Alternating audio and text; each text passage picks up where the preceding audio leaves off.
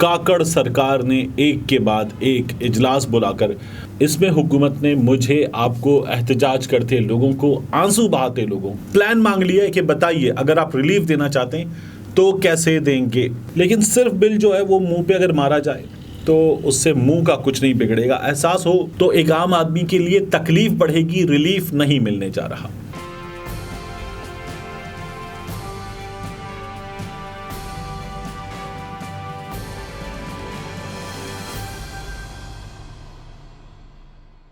बिस्मिल्लाहिर्रहमानिर्रहीम, अस्सलाम वालेकुम। ये आपका अपना डिजिटल प्लेटफॉर्म है। मैं तारिक मतीन हूँ। मैं सोचता हूँ सच कब तलक ना बोलेंगे, घुटन बढ़ेगी तो खुद ही दरीचा खोलेंगे। हमी को जुर्रत इजहार का सलीका है, सदा का कहत पड़ेगा तो हम ही बोलेंगे।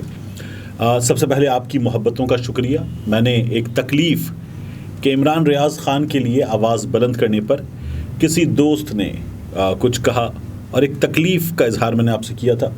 आपने अपनी मोहब्बतें निछावर की, आपका बहुत शुक्रिया। इमरान रियाज़ ख़ान के लिए आवाज़ उठाइए, लाजमी उठाइए। अलग न्यूज़ मेरी दरख्वास्त पे आप देख रहे हैं, सब्सक्राइब कर रहे हैं, सपोर्ट कर रहे हैं, आपका बहुत बहुत शुक्रिया। इस सपोर्ट को जारी रखें। इस वीडियो की मौज़ूआत की बात, ये जो बिजली के बिलों में रिलीफ का मामला है, काकड़ सरकार ने एक के बाद एक इजलास बुलाकर, बल्कि एक जारी इजलास के मुख्तलिफ अदवार करके कुछ फैसला करने की कोशिश की। इस सिलसिले में फैसला काकड़ सरकार का हमारे सामने आ गया है। अभी आपके सामने मैं ये भी रख देता हूँ। इसके अलावा जेल से चेयरमैन पीटीआई इमरान खान साहब का खुसूसी पैगाम आया है। वो क्या कहते हैं ये भी आपको बताते हैं। Chief justice of Pakistan mister justice Umar Ata Bandial साहब एक मुश्किल से दो चार हो गए हैं। क्या है उनकी ये मुश्किल, ये भी अभी आपके सामने मैं रख देता हूँ। सबसे पहले इन तमाम चीज़ों की तरफ आगे बढ़ने से पहले, ये जो ऑफिशियल सीक्रेट एक्ट की खुसूसी अदालत है, इसमें इमरान खान साहब के वकला में शामिल शेर अफजल मरवत साहब ने जज अबुल हस्ताद जुल्करनैन, जो आज अटक की जेल गए और उसके बाद वापस आकर उन्होंने शाह महमूद कुरैशी साहब का केस सुना, उनसे जो मुकालमा हुआ शेर अफजल मरवत साहब का, वो मैं आपके सामने ज़रूर रखना चाहूँगा। मरवत साहब ने उनसे पूछा, क्या आपको अदालत अटक जेल में लगाने का NOC मिला था? तो जज साहब कहते हैं कि NOC मिला था। फिर वो जज साहब से पूछते हैं, क्या आपसे हुकूमत ने अटक जेल समाअत मुंतकली पर राय ली थी? जज साहब कहते हैं, मुझसे राय नहीं ली। जज साहब से खुद से नहीं पूछा गया। फिर वो पूछते हैं, फिर आपने कैसे अटक जेल मुंतकिल करके साइफर केस की समाअत कर ली? जज साहब कहते हैं, सिक्योरिटी वजूहात के बायस अटक जेल में समाअत की। अब शेर अफजल साहब कहते हैं, आपने आज चेयरमैन पीटीआई को यहाँ पेश करने का हुक्म जारी किया था। क्या आपने चेयरमैन पीटीआई को अदालत पेश करने का अपना हुक्मनामा वापस लिया? ये शेर अफजल मरवत साहब के जज साहब से बड़े सीधे सीधे सवालात थे। और जज साहब से सवाल हुआ कि बंदा पेश हुए बगैर रिमांड कैसे हो सकता है। बहरहाल ये एक ऐसा मामला है जिस पर बहुत ज़्यादा बात हो चुकी है। अब ये जो बिजली के बिलों में रिलीफ वाला मामला है, इसमें हुकूमत ने मुझे आपको एहतजाज करते लोगों को, आंसू बहाते लोगों को टकासा जवाब दे दिया है। ये सरकार दूसरे ममालिक से मुआहिदे करने के लिए खुसूसी इख्तियारात ले रही है। ये सरकार बड़े बड़े काम करने के लिए काबीना से खुसूसी इख्तियारात ले रही है। लेकिन निगरान वज़ीर ख़ज़ाना साहिबा ने, डॉक्टर शमशाद साहिबा ने यह कहा है कि IMF मुआहिदों में मज़ीद सब्सिडीज़ देने की गुंजाइश नहीं है। वो ये कहती हैं कि निगरान हुकूमत को मुल्क के गरीब आवाम का भरपूर एहसास है।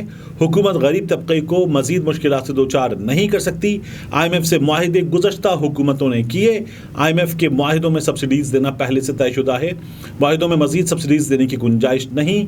ये जो टैक्स लगे हैं ये जाने वाली हुकूमत ने लगाए हैं और ये पार्लियामान के और हुकूमत के ज़रिए लगाए गए, इसलिए हम कुछ नहीं कर सकते। IMF ने एक प्लान मांग लिया है कि बताइए अगर आप रिलीफ देना चाहते हैं तो कैसे देंगे। डॉक्टर साहिबा कह रही हैं हम कुछ नहीं कर सकते। और ये जो आपको एहतजाज करते हुए नजर आ रहे हैं नून लीग वाले लोग, पीपल्स पार्टी वाले लोग, फजलुर रहमान की जमात के लोग, इनके ढकोसले पर भी डॉक्टर शमशाद अख्तर साहिबा कहती हैं कि ये लोग पार्लियामान से मंजूर करवा के टैक्सेस लगवा के गए थे, अब ये लोग किस मुंह से एहतजाज कर रहे हैं, ये सवाल डॉक्टर साहिबा कर रही हैं। और एक ड्रामा है जो हमारे सामने मुसद्दिक मलिक साहब भी कर रहे हैं, खुर्रम दस्तगीर साहब भी कर रही है, रेलेवेंट मिनिस्टर्स हैं, और नून लीग के बाकी लोग भी कर रहे हैं। मरियम बीबी कह रही हैं कि उन्हें अफसोस है, वैसे वो बिल मुंह पे मारने का मशवरा भी दे चुकी हैं अगर कोई वोट मांगने आए, लेकिन सिर्फ बिल जो है वो मुंह पे अगर मारा जाए तो उससे मुंह का कुछ नहीं बिगड़ेगा। एहसास हो तो इंसान का बिगड़ जाएगा, मुंह का कुछ नहीं बिगड़ेगा। मरियम के मशवरे में अभी कमी ज़रूर मौजूद है। अब आगे बढ़कर मैं आपसे अर्ज़ करूँ कि इमरान खान साहब ने जेल से पैगाम क्या दिया है। अलीमा खान साहिबा ने इमरान खान साहब की बहनों ने मुलाकात की है, तो वो ये बताती हैं कि खान साहब को देखकर तसल्ली हो गई, वो बड़ी अच्छी सेहत में हैं, वो खुश थे और फिट लग रहे थे। उन्होंने कहा कि इमरान खान साहब ने कहा कि बरसों के बाद वक्त मिला है कि कुरान पढ़ रहा हूँ और दूसरी बार कुरान शुरू किया है। और अलीमा खान साहिबा खुद फिर अपनी राय देते हुए कहती हैं कि खान साहब को जो भी माहौल दे दिया जाए वो अपने आप को एडजस्ट कर लेते हैं। उन्होंने कहा कि जेल इंतज़ामिया से इमरान खान को किसी भी किस्म की कोई भी शिकायत नहीं है, और खान साहब ये कहते हैं कि 100 बरस के लिए बेशक जेल में डाल दें, फ़र्क नहीं पड़ता, ये आज़ादी है जेल के अंदर, इस आज़ादी में रह लूँगा बजाय इसके कि बाहर निकल कर जुल्म के निज़ाम में एक दिन भी गुजारूँ। और वो ये कहते हैं इमरान खान साहब ने लोगों के लिए एक पैगाम दिया, और इमरान खान साहब ये कहते हैं कि साइफर सिर्फ 3 लोगों को बचाने के लिए ये केस हो रहा है, एक जनरल बाजवा, दूसरे डोनाल्ड लू और तीसरे अमरीकी सफ़ीर। अब उनका ये कहना है कि इमरान खान साहब ये चाहते हैं कि साइफर का केस पब्लिक हो, तमाम दुनिया देखे, और ये सबके सामने होना चाहिए। साइफर के मामले में सलमान सफदर साहब ने बड़ी सीधी बात की।